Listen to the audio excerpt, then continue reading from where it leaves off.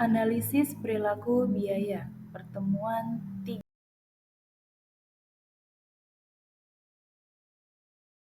Pengantar analisis biaya. Beberapa total biaya itu berdampak langsung pada perubahan dalam bisnis, sementara kondimen yang lain itu relatif tidak terpengaruh.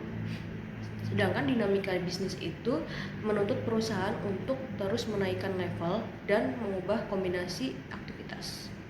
Oleh karena itu, manajemen harus memahami sepenuhnya hubungan antara biaya yang dikeluarkan dan perubahan aktivitas untuk dapat merencanakan dan mengendalikan biaya secara lebih efektif lagi.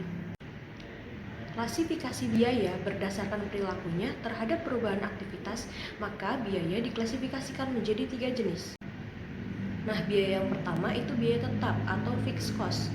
Jadi biaya tetap itu adalah biaya yang jumlah totalnya tetap konstan meskipun terjadi peningkatan atau penurunan aktivitas bisnis dalam rentang yang masih relevan. Contohnya, biaya pengawasan, depresiasi, sewa, asuransi properti, dan pajak properti. Nah, si biaya tetap ini itu ada dua, biaya tetap diskresioner dan biaya tetap terikat. Jadi kalau biaya tetap diskresioner itu biaya yang ditetapkan oleh manajemen, contohnya itu biaya iklan, riset, dan lain-lain. Sedangkan biaya terikat itu biaya dalam jangka panjang, contohnya sewa kontrak dan depresiasi. Nah, biaya yang kedua itu biaya variabel atau variable cost, yaitu biaya yang jumlah totalnya berubah secara sebanding atau proporsional dengan peningkatan dan penurunan aktivitas. Jika aktivitas naik 10%, maka biaya variabel total juga akan mengalami kenaikan 10% juga.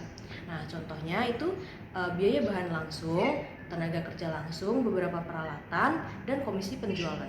Hubungan ini diasumsikan linear dalam rentang waktu yang relevan. Lalu ada biaya yang ketiga, yaitu biaya semi variabel atau mixed cost, yaitu biaya yang memiliki karakteristik biaya tetap dan biaya variabel sekaligus nih. Nah, terdapat biaya minimum atau komponen tetap yang harus dibayar dan biaya akan bertambah seiring penggunaan itu sendiri atau komponen variabel. Contohnya nih seperti biaya air, biaya listrik, biaya gas, dan biaya pemeliharaan. Lalu ada lagi contohnya itu biaya perjalanan dinas. Mengapa perlu untuk melakukan pemisahan biaya? Yang pertama adalah untuk melakukan perhitungan tarif biaya overhead serta dapat menyusun anggaran. Yang kedua untuk menganalisis CVP, dan yang terakhir adalah untuk melakukan pengambilan keputusan. Ada 3 metode pemisahan biaya. Metode pertama yaitu titik tertinggi dan titik terendah, yaitu menggunakan 2 titik data ekstrim, yaitu titik tertinggi dan titik terendah, untuk mengetahui atau menghitung komponen biaya. Yang kedua adalah metode scatter graph.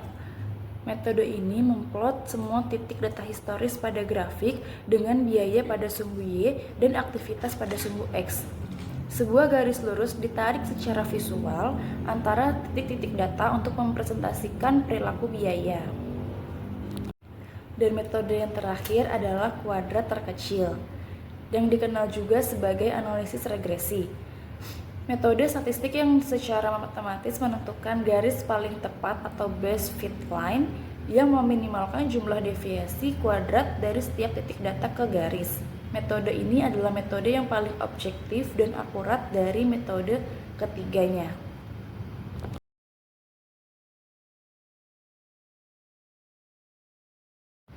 Contoh soal studi kasus. Contoh soal studi kasus, kita dapat melihat di sini ada kolom bulan, BTKL sebagai Y, jam kerja langsung sebagai X, dan keterangan. Kita dapat menyimpulkan bahwa biaya tertinggi yaitu terjadi pada bulan Februari dengan BTKL 6.550.000 dan jam kerja langsung sebesar 1.100 jam.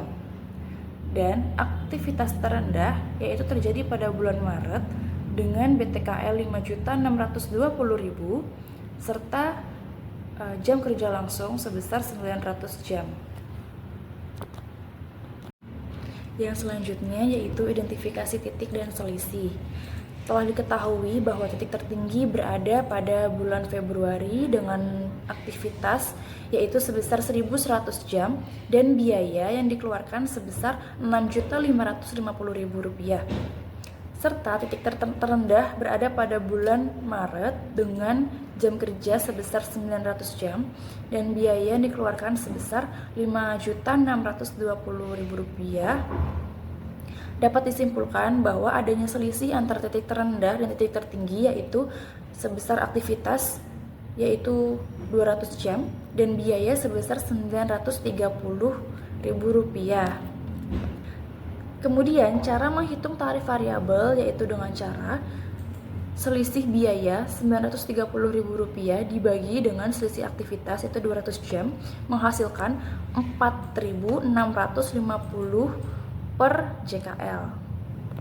Kemudian selanjutnya yaitu cara menghitung biaya tetap menggunakan data titik tertinggi dengan rumus total biaya dikurang tarif variabel dikali aktivitas sehingga memunculkan angka sebesar Rp1.435.000. Yang terakhir adalah hasil dan kesimpulan studi kasus.